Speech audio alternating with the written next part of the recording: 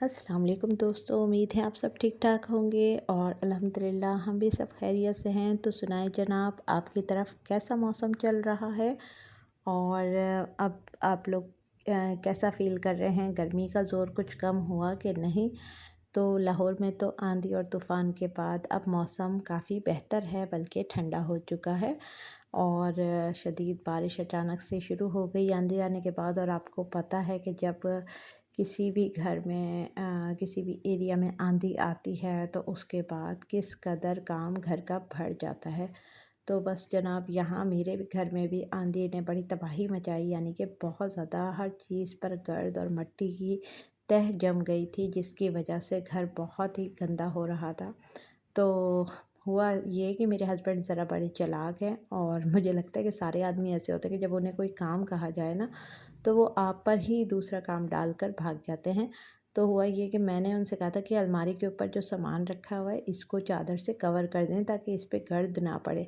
लेकिन उन्होंने कहा पहले इसकी सारी अच्छी तरह डस्टिंग कर लो, और फिर आपको पता है कि जब हर चीज़ की डस्टिंग की तो फिर उस पे चादर भी फिर मैंने ही डालनी थी। अच्छा, ये मैं आपको बॉटल दिखा रही हूँ, ये मेरी हेयर ऑयल है जो कि बालों के लिए बहुत अच्छा है, बहुत अच्छी ग्रोथ करता है। अगर आप कहेंगे तो मैं इसकी जो रेसिपी है वो भी आपके साथ शेयर कर दूँगी, कमेंट ज़रूर कीजिएगा अगर आपको इसकी रेसिपी जाननी है तो।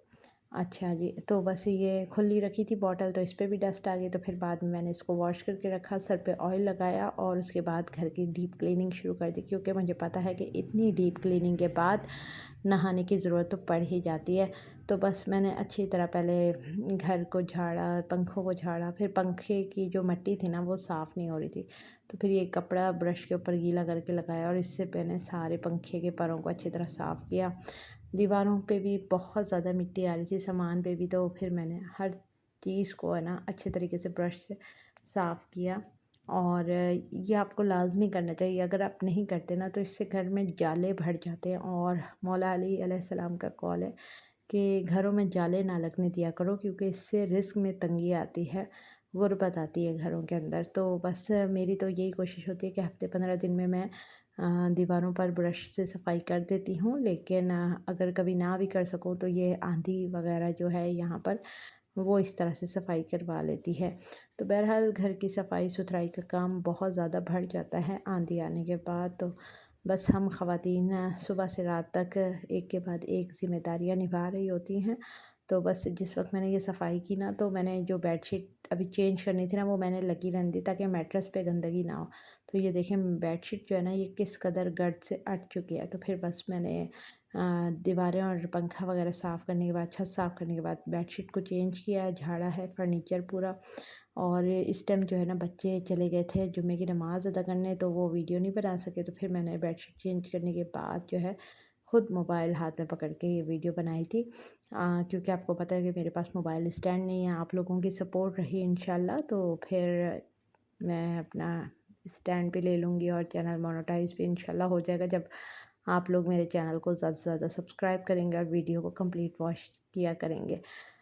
तो बस यहाँ मैंने घर की सफाई की और इस कदर कचरा निकला, एक एक सामान की डस्टिंग करनी पड़ी थी। अलमारी के ऊपर जितना सामान मेरे बॉक्सेस में रखा हुआ था, बर्तन थे, टी पॉट वगैरह और स्टैंड गीज़र वगैरह, सबके बॉक्सेस जो थे ना वो मिट्टी से हट गए थे। फिर बस यहाँ मैंने जितना भी कचरा था, जो एक्स्ट्रा चीज़ें थी, उन सबको निकाल के डिस्कार्ड किया। घर में मैं वैसे भी आए दिन जो है ना चीज़ें निकाल कर जो किसी के काम आ सकती हैं वो मैं निकाल कर दे देती हूँ। और जो चीज़ें बिल्कुल ज़ाया होने के काबिल होती हैं तो उनको मैं डिस्कार्ड कर देती हूँ। और ये आप देख सकते हैं कि फ़र्श पे किस कदर गर्द है। सिर्फ ये कचरा ही नहीं, जो मिट्टी है ना वो बहुत आम रूटीन में भी बहुत आती है, पता नहीं कहाँ से आ जाती है। और फिर ये मेरी बास्केट मैंने काफ़ी दिनों से लेके रखी हुई थी, ये एक्स्ट्रा थी। तो बस फिर मैंने सोचा इसको कुछ इस्तेमाल में लाऊं, तो मैं यहाँ पे इसके अंदर दवाइयाँ रखने का सोचा कि क्योंकि वो इधर उधर रखो ना तो बहुत बिखरी रहती हैं, कोई कहाँ जा रही होती कोई कहाँ। तो मैंने इसको रख के, तो ये थोड़े स्टोरेज बॉक्स मैंने लेके रखा हुआ है। और किचन में क्योंकि इतनी ज़्यादा जगह नहीं है, कैबिनेट वगैरह नहीं है, तो इस स्टोरेज बॉक्स में ना मैं अपना बाकी कुछ सामान रख लेती हूँ। और किचन में गर्मी भी होती है तो जो अनाज या चीज़ें होती हैं ना वो ख़राब हो जाती हैं, तो वो मैं इसके अंदर रख लेती हूँ। तो इसके ऊपर मैंने ये बॉक्स के बास्केट रख दी और इसमें अब मेरी मेडिसिन पड़ी रहेंगी। और जो मैंने पिलो कवर चेंज किए थे तो ये मैं अब उठा के वॉशिंग मशीन में ले जा रही थी ताकि इनको भी वॉश कर दिया जाए। और ज़ाहिर है जब इंसान इतना सारा घर की सफाई करता है तो फिर बहुत सारी बेडशीट्स और कपड़े जो है ना वो धुलने के काबिल हो जाते हैं। तो यहाँ बस फिर मैंने वॉशिंग मशीन लगा ली थी और यकीन जाने कि वॉशिंग मशीन लगाने में पूरी शाम मेरी गुजर गई थी। एक के बाद एक मैंने जो है ना वॉशिंग मशीन पे जो है कपड़े धोए और सारा काम किया। तो बस जनाब यही थी मेरी डीप क्लीनिंग और आज का व्लॉग। उम्मीद है आपको पसंद आया होगा। वीडियो पसंद आई हो तो इसे लाइक और शेयर कीजिए। अपनी दुआओं में याद रखिएगा। नेक्स्ट व्लॉग तक के लिए दीजिए मुझे इजाज़त। अल्लाह हाफिज़।